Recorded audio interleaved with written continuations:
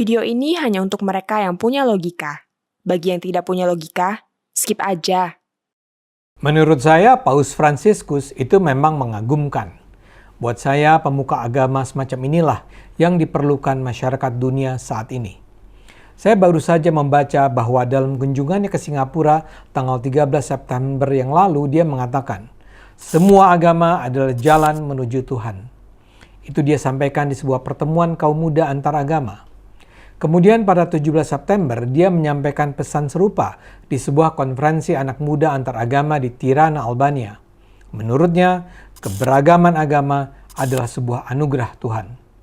Syukuri keberagaman tradisi Anda sebagai kekayaan yang diberikan Tuhan, ujar Paus. Kesatuan bukanlah keseragaman, tambahnya, dan keberagaman budaya dan agama kita adalah berkah dari Tuhan. Ini luar biasa. Dia adalah orang nomor 1 dari 1,4 miliar pemeluk agama Katolik sedunia. Dia tidak bicara bahwa Katolik adalah satu-satunya agama yang bisa menyelamatkan manusia untuk masuk surga. Dia tidak mengatakan Katolik adalah agama terbenar. Dia justru mengatakan semua agama adalah jalan menuju Tuhan. Di Singapura, Paus juga mengingatkan kaum muda agar tidak berdebat tentang agama yang lebih baik.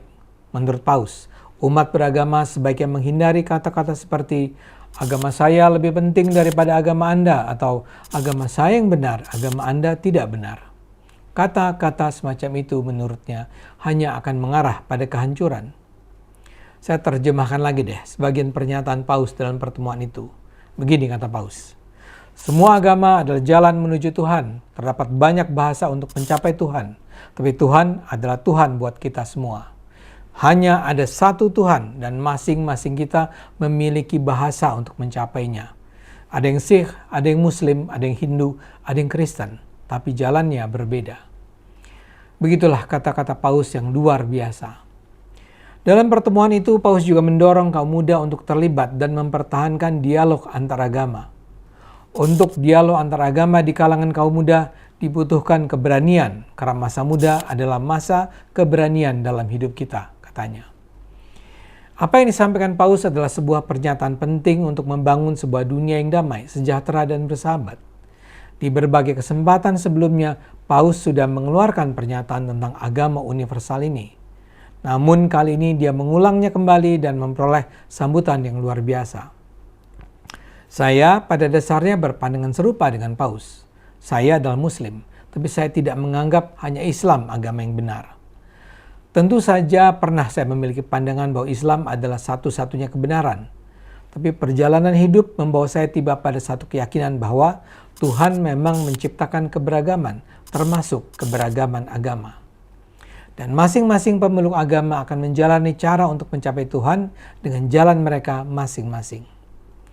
Saya sepenuhnya bahagia bahwa manusia sepenting Paus Fransiskus mengatakan itu kepada umatnya dan juga kepada dunia. Tentu saja tidak semua orang setuju.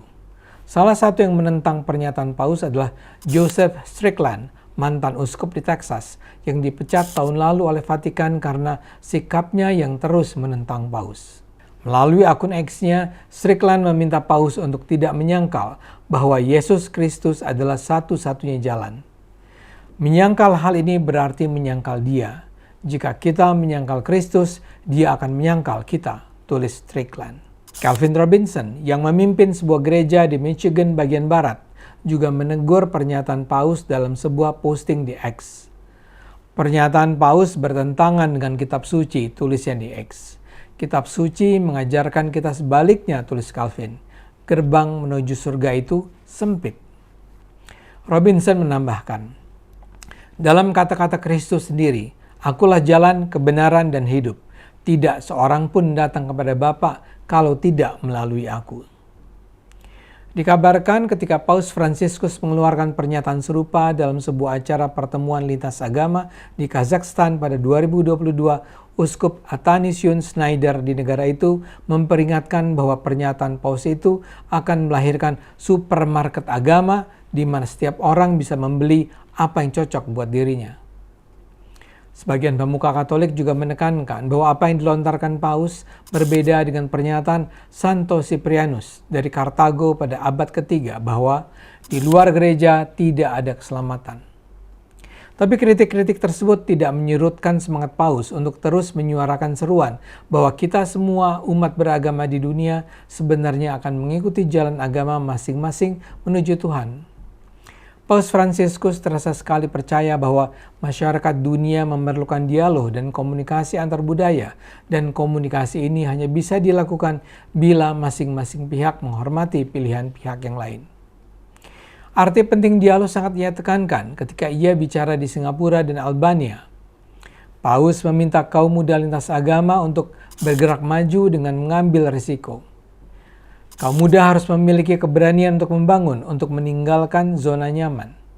Bergeraklah keluar, ambil risiko, jangan takut, kata Paus memberi semangat. Ketakutan adalah sikap diktatorial dan itu akan melumpuhkan dirimu. Menurut Paus, anak muda dapat menggunakan keberanian untuk hal-hal yang tak bermanfaat atau justru dapat menggunakannya untuk terlibat dalam dialog. Bagi Paus, dialog antar umat adalah sebuah keniscayaan untuk memperbaiki dunia.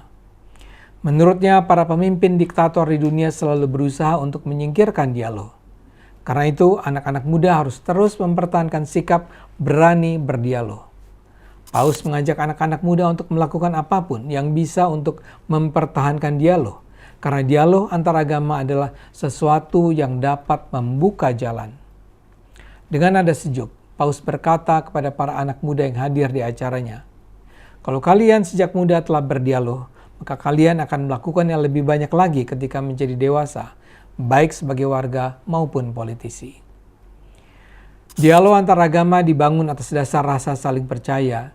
Ini adalah hal yang sangat penting, ujarnya. Rasanya tidak mungkin bagi saya untuk tidak mengagumi apa yang disampaikan Paus. Kabarnya semula Paus sebenarnya menyiapkan tema penggunaan teknologi bagi kaum muda. Tapi entah kenapa Paus memilih untuk bicara soal Tuhan, soal kesejajaran agama, dan arti penting dialog. Saya menganggap ini adalah sebuah hal yang memang diperlukan dunia, karena saat ini ada begitu banyak konflik dan perpecahan terjadi akibat ketidaksiapan kita menerima perbedaan. Di Indonesia, kita berulang kali mendengar adanya pelarangan pembangunan rumah ibadah serta tindakan-tindakan diskriminatif terhadap umat beragama. Di dunia juga kita menyaksikan perang dan konflik yang terjadi akibat perbedaan keyakinan, kebudayaan, dan agama. Ini semua harus diatasi. Dan salah satu yang penting dilakukan adalah membangun cara pandang dan cara berpikir bahwa semua umat beragama memiliki hak yang sama untuk mendiami dan merawat dunia. Kita seharusnya tidak mencurigai mereka yang memiliki perbedaan keyakinan. Seperti dikatakan Paus, keberagaman agama adalah anugerah Tuhan. Tuhan memang menciptakan kita beragam. Karena itu marilah kita bekerja sama dan saling menghormati agar kita bisa bersama hidup damai dan sejahtera. Yuk gunakan akal sehat, karena hanya dengan akal sehat dunia akan selamat.